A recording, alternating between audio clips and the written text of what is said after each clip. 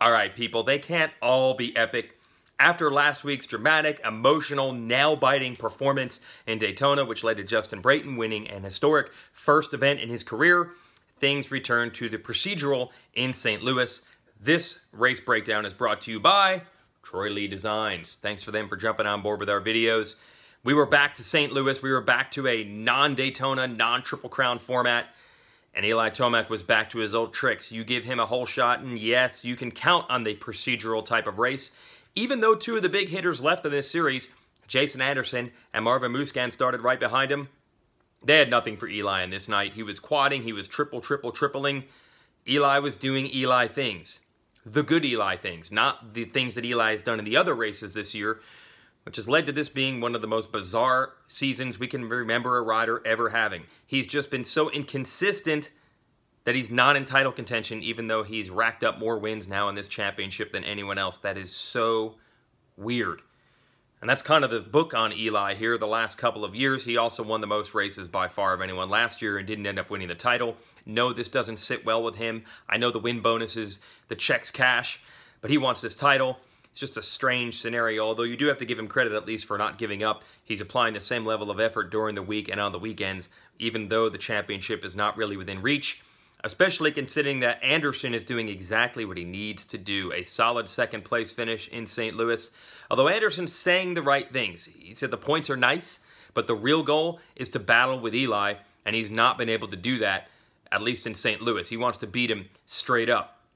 And maybe that's the best move for Anderson. Keep chasing that dangling carrot. Don't try to ride completely defensively. Usually when the riders change the strategy they're used to, things start going south. So for Anderson, he's just going to approach each race like he normally would. And good news for Anderson.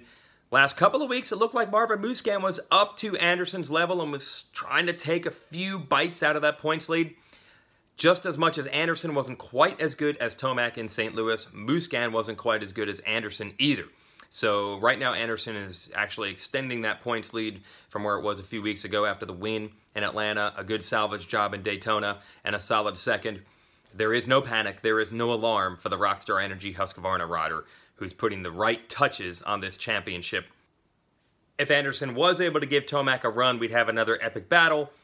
We'll see what happens, because St. Louis really seemed to be the first race to me where you started to get that sense of how injury depleted this field now is. We've been losing riders, but we've still been having good battles. And we lost another one this weekend, Cooper Webb, with a crash during the week that he said was due to a freak bike accident, not his fault. Webb tried to go in practice, was ultimately not able to line up, so we lost yet another podium-level contender. We got a race in Indianapolis, and then mercifully a weekend off after that. We'll see who can get healed up, rested, and back into the championship then. Justin Brayton did have a strong ride following up that win in Daytona. He didn't get the start he wanted, curiously choosing to line up on the outside of the split start gate. He did come through traffic to finish fourth. That's the best of the non-Tomac Anderson Musquin group. By normal standards, that's a great ride by Brayton. Everyone else, it's just hard to gauge with that field being so injury depleted. Blake Baggett and Weston Pike put on a great battle for fifth, but both have a few bumps and bruises after crashes the last few weeks. Everybody else really has a golden opportunity to make something special happen like Brayton did in Daytona. Maybe first career podiums are en route, maybe first career wins. Everyone has to be thinking that this could be their opportunity, but it's only going to happen on the bad nights for Tomac, because when the Monster Energy Kawasaki rider is on, he's awfully hard to stop, and he proved it in St. Louis. Thanks for watching. This show will be back next week from Indy with more.